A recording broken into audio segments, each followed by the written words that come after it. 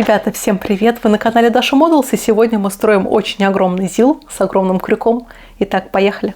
В этом видео ты узнаешь, почему модель этого грузовика была особенно желанной для меня и как тяжело было ее достать. Начала я работать над моделью по традиции с небольших подсборок. В частности, я собрала сначала салон кабины, шасси и крановую установку.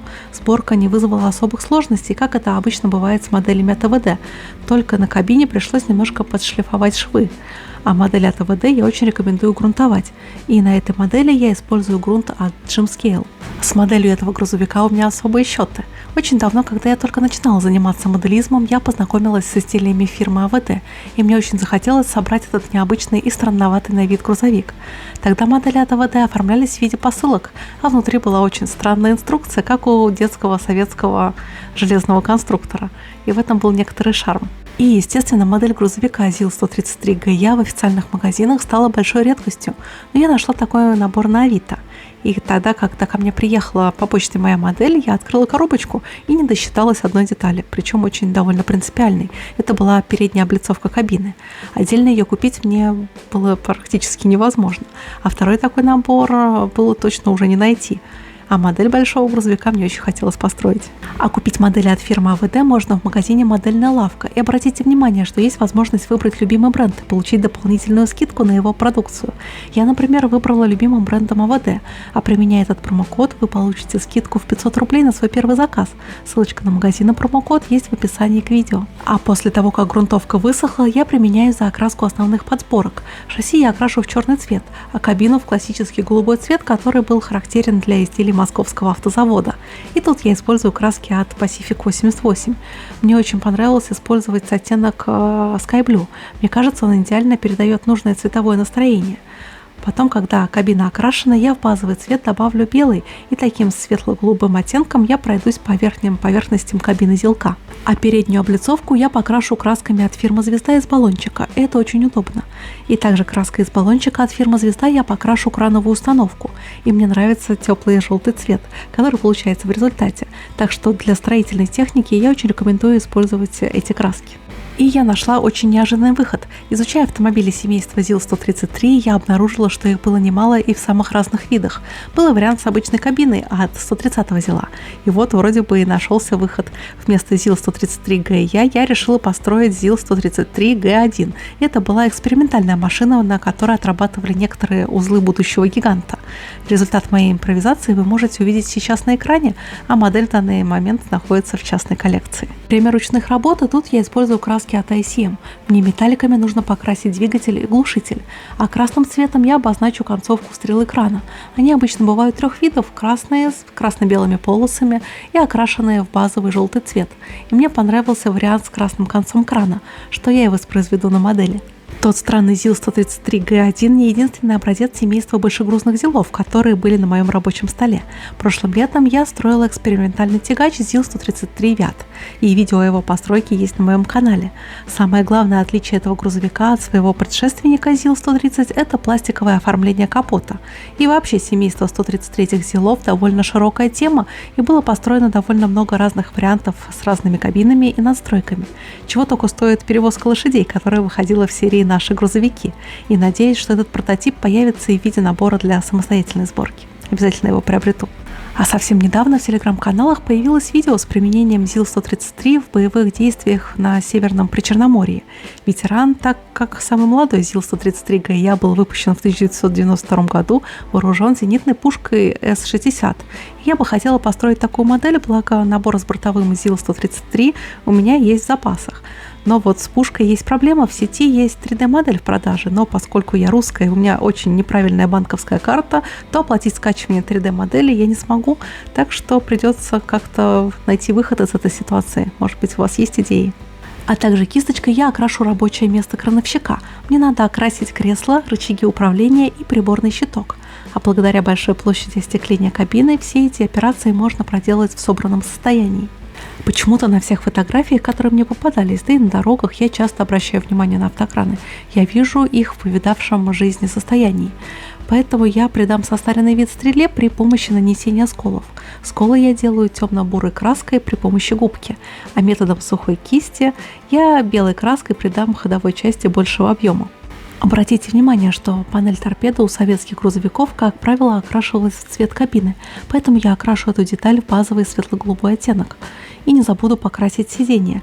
Обычно они бывали из черного дермантина, но мне очень нравится, как коричневый цвет виднеется из кабины грузовика. Приемом смывка я выделю рельеф кабины, и тут я использую смывку черного цвета. Также применю смывку и на стреле крана, только тут я не буду ее особо удалять, так как я хочу, чтобы смывка придавала еще более чуть состаренный вид машины. КС-3575А – автокрановый механизм грузоподъемностью в 10 тонн, разработанный во времена СССР и серийно выпускался с 1982 года как КС-3575 на шасси ЗИЛ-133Г1 и как КС-3575А на шасси ЗИЛ-133ГЯ на Драгобычском заводе автомобильных кранов, расположенном в одноименном городе во Львовской области. Шасси отличалось применяемым двигателем – бензиновым у ЗИЛ-133Г1 и дизельным у ЗИЛ-133ГЯ, у которого и была иная облицовка радиаторной решетки из-за больших габаритов дизельного двигателя.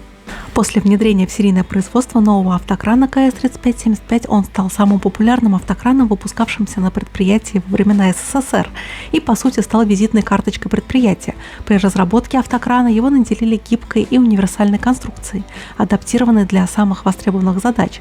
Автокран оснащен двухсекционной стрелой длиной 9,5 метров, которая при выдвижении головной секции удлинялась до 15,5 метров. Изменение длины телескопической стрелы производится механизированно посредством гидроцилиндра, а после распада СССР Драгобычский завод автомобильных кранов выпускал данную модификацию автокрана на шасси автомобиля КРАЗ-250. Крашу остекление, и тут все стандартно. Черным акрилом цвета черная резина от А7 я пройдусь по граням стекол, а красками по стеклу я обозначу цвета у стоп-сигналов и поворотников. А приемом масляных точек я завершу процедуру состаривания автокрана. И забавно, что если искать информацию по этой машине, то в первую очередь в поисковике будут попадаться предложения о продаже остатков ЗИЛа на запчасти. Но тем не менее, относительно живые образцы можно найти в российской глубинке по цене от 500 тысяч рублей до миллиона. И большое спасибо спонсорам, которые поддержали выход этого видео. А встать в ряды спонсоров вы можете через функцию спонсорства на YouTube или же через сервис Boosty, ссылочку на который вы можете найти в описании к видео. И также я рекомендую подписаться на мои другие ресурсы, например, на группу ВК, где можно выставлять свои работы на суд публики и узнавать свежие новости из мира моделизма. А на канале Дзен выходит материал, которого нет на других площадках. Все ссылочки на ресурсы будут в описании к видео. И интересная история этого набора. Оказывается, самая первая его версия вышла аж в 2015 году в коробке со старым дизайном без столь красочного бокс-арта. И вот спустя 7 лет нам костромичи подарили перевыпуск этой модели. Но разобрали эту модель буквально за пару часов после ее появления в магазине. Так что теперь этот кран раритет. И, наверное, нам надо ждать опять 7 лет. А вот и самый интересный и заодно и зубодробительный момент в работе над автокраном. Мне нужно протянуть трос лебедки. И это было еще то испытание. АВД в качестве троса предлагает использовать темную ниточку. И вы, в общем, можете посмотреть за моими мучениями. Натяжка троса у меня заняла не один вечер.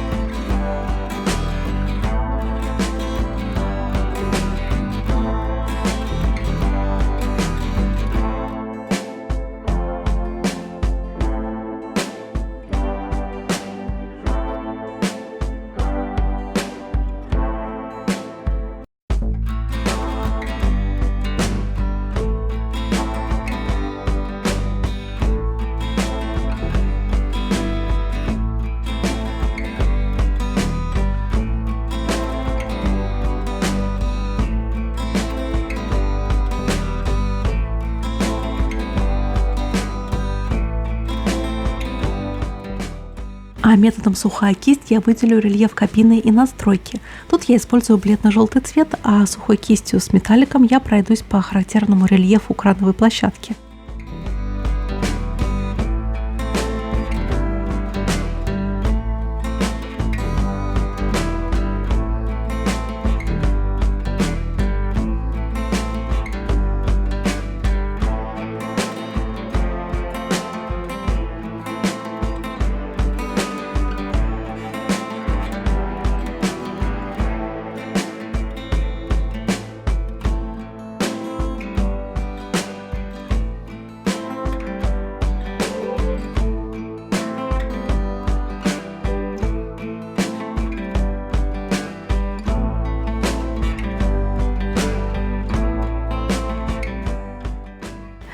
И так, последний штрих я придам крану брутальности при помощи сухих пигментов, ведь в настройках обычно не бывает чисто, так что узелок у меня получился настоящей работягой.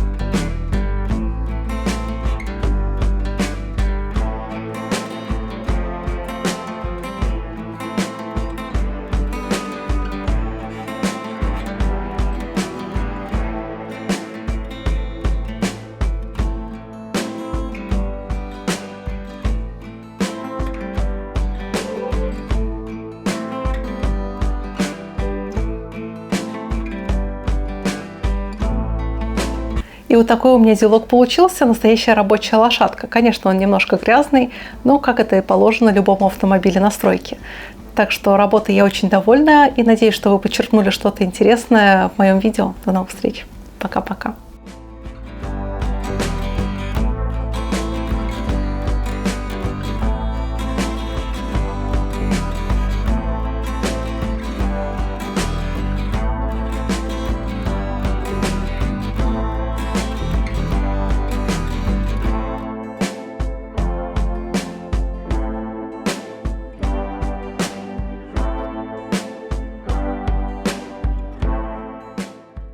А купить такие модели вы можете в магазине «Модельная лавка». По моему промокоду в описании вы можете получить скидку на свой первый заказ.